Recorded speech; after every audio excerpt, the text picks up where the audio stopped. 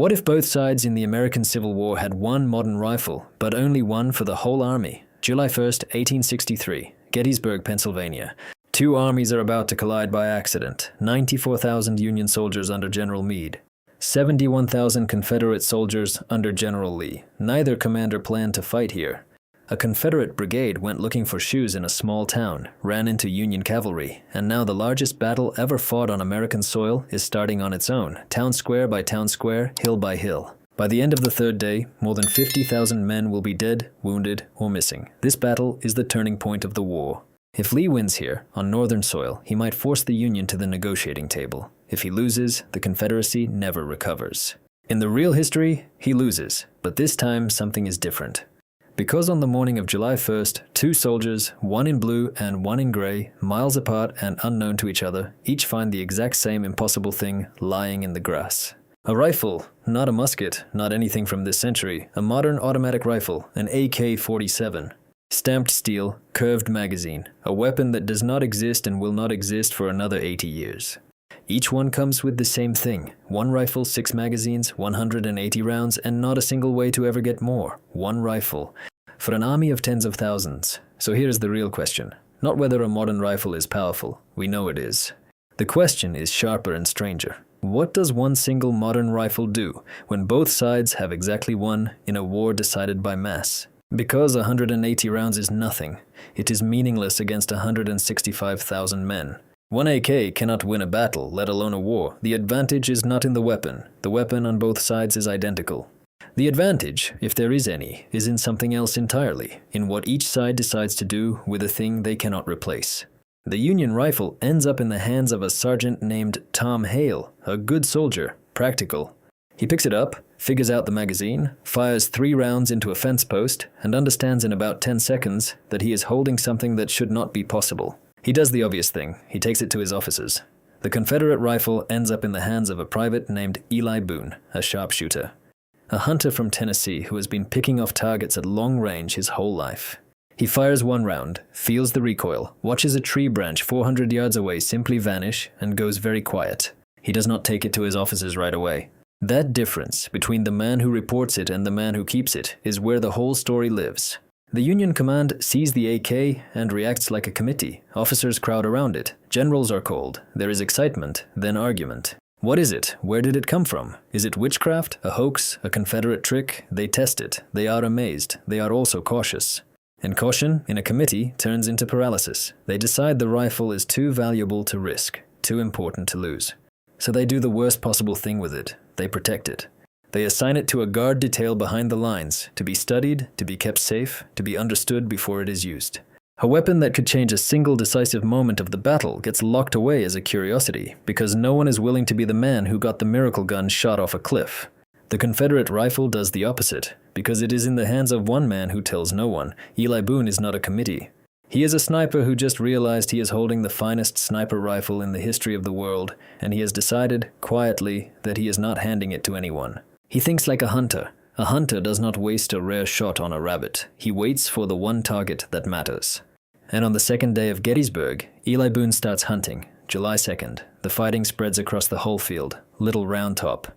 The wheat field. The peach orchard. Names that will be carved into American memory forever. Tens of thousands of men feeding into a grinder. Boone is not in the grinder. Boone is on a ridge with a clear line of sight, lying flat, doing math that no soldier of 1863 can do. Range, wind. Targets. He ignores the privates. He ignores the sergeants. He is looking for officers, for the men on horseback. For the ones with the gold braid and the swords, the ones who give the orders that move thousands. His first shot kills a Union colonel at 600 yards, a range no rifle in this war can reach reliably. The colonel is directing the defense of a key position. He drops, and for a few minutes, the men he was commanding have no one telling them what to do. The Union does not understand what happened. There was no smoke, no bang from any range that makes sense. An officer simply fell, hit cleanly from impossibly far away. They think it is a fluke, a lucky shot. Then it happens again and again. Through the second day, Confederate fortunes flicker upward in small places, in exactly the spots where a Union officer suddenly dies for no reason anyone can explain, and the men around him hesitate at the worst moment. This is the asymmetry, not firepower, application. One side locked its miracle in a box because it was too afraid to lose it. The other side put its miracle in the hands of one patient man who understood that a single rare weapon is worthless unless it is pointed at the one target that actually matters. And here is where it gets stranger, because by the evening of the second day, a rumor starts crossing the lines. Captured soldiers talk. Wounded men carried back from the field describe officers dropping from impossible distances with no smoke, no sound, no visible shooter. The story spreads through both camps like fever. The Union men hear that the rebels have some kind of devil weapon. The Confederate men hear whispers that the Yankees have one too, locked away somewhere in the rear. Neither side knows the truth. Each side has exactly one. Each side assumes the enemy's version must be bigger, deadlier, more numerous. Fear does what fear always does. It multiplies one rifle into an imagined arsenal. Officers on both sides start changing their behavior, staying low, avoiding open ground, second-guessing every order, because somewhere out there might be a weapon that reaches farther than anything should. One rifle per army, and just the rumor of it is already bending how 165,000 men fight. But here is the thing about Eli Boone. He has 180 rounds, and no way to get more, and he knows it. He counts every shot. He has fired 11 by the end of the second day. He treats each one like the last bullet on earth because in a sense, it is. And up in the Union rear, Sergeant Tom Hale is getting angry. Hale brought the rifle in like he was supposed to. And he has watched the brass lock it away while men die on the hills below. He has heard the rumors going through the camp, the strange deaths. Officers picked off from nowhere. He has started to suspect, correctly, that the enemy has a weapon, just like the one his own side put in a box. And it is being used while his is gathering dust under guard. On the night of July 2nd, Hale makes a decision that will get him court-martialed if he is wrong and make him a legend if he is right. He takes the rifle. He has spent the whole day listening to the dull roar of the battle below and the rumor running through the camp, and he has done the math no one above him wants to do. The enemy is using a weapon just like his. His side is hiding theirs. Every hour the rifle sits under guard is an hour the enemy's version is out there killing his officers for free. Keeping it safe is not caution. It is surrender by inaction, so he does it, not steals it exactly. He convinces the exhausted guard. He leans on an officer who is too tired to argue. He uses the chaos of a battle's second night, and he walks off into the dark, carrying the Union's one modern weapon, having decided that a tool kept safe is a tool wasted, and that someone has to actually use the thing before the whole battle is decided without it. He does not sleep that night. He lies in the dark with the rifle across his chest, learning it by feel, counting the rounds, thinking about the men on horseback he's going to have to kill in the morning. He is not a sniper by trade, but he is about to become the most important shooter in the Union Army, and he knows it. July 3rd, the third day. The day of Pickett's charge. This is the moment the whole war turns on. Lee, convinced the Union center is weak, orders 12,500 men to march across nearly a mile of open field, straight into the heart of the Union line on Symmetry Ridge. It is the most famous attack in American history. In the real history, it is a catastrophe. The Confederate divisions are torn apart by artillery and rifle fire as they cross the open ground. The charge breaks at a stone wall, the high water mark of the Confederacy, and rolls back in ruin. After this, the South never mounts another great offensive. Now put 2 modern rifles on that field. Eli Boone advances with the charge, but not in the front rank. He hangs back, on the flank, on high ground, and as the great mass of gray moves across the field into the storm of Union fire, he goes to work on the Union artillery crews and officers on the ridge. Every few seconds, another gunner falls, another officer drops.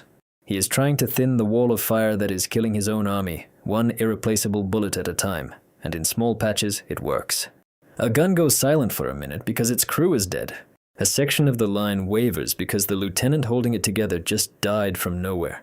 And on the Union Ridge, Tom Hale is doing the exact mirror image. He has found a position.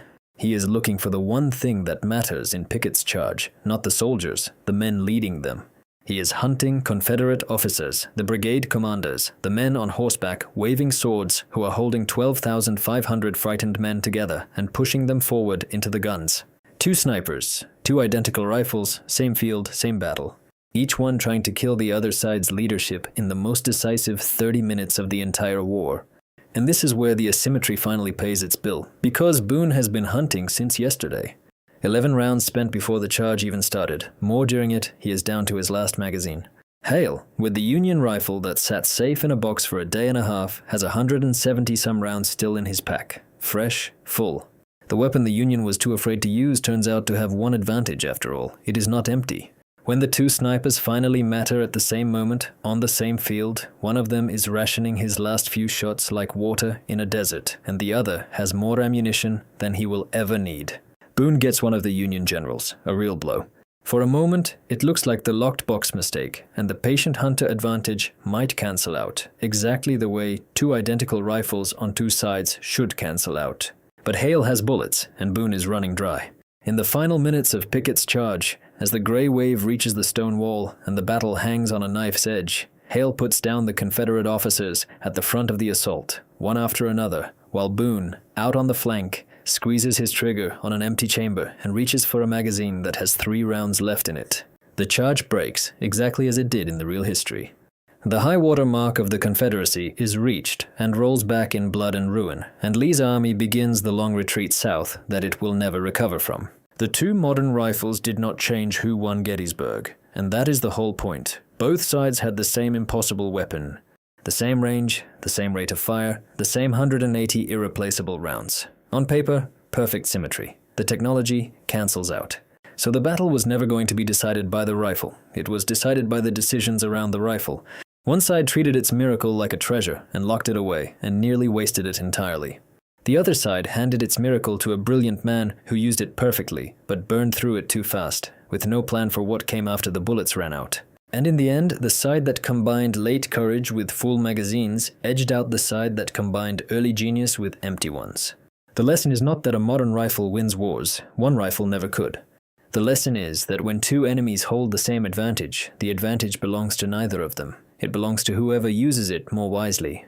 The weapon was identical, the judgment was not, and wars, it turns out, are won by judgment far more often than by weapons. After the battle, both rifles vanished from the record. Maybe Boone buried his on the retreat south, out of ammunition and out of use, just a strange heavy club now. Maybe Hale's was quietly confiscated and lost in the vast paperwork of a war that killed 600,000 men. History does not say, because in the history we know, they were never there at all. But somewhere on that field, for 3 days in July, the most advanced weapon on Earth was held by two ordinary men on two opposite sides, and the war was decided not by what they were holding, but by what they chose to do with it. If this scenario hit you, drop a comment. Whose side made the right call, the one that protected the rifle, or the one that used it? And if both sides have the same weapon, does it even matter who has it at all? And if you watch videos like this and you're still not subscribed, now is the time to fix that. The next ones get even better.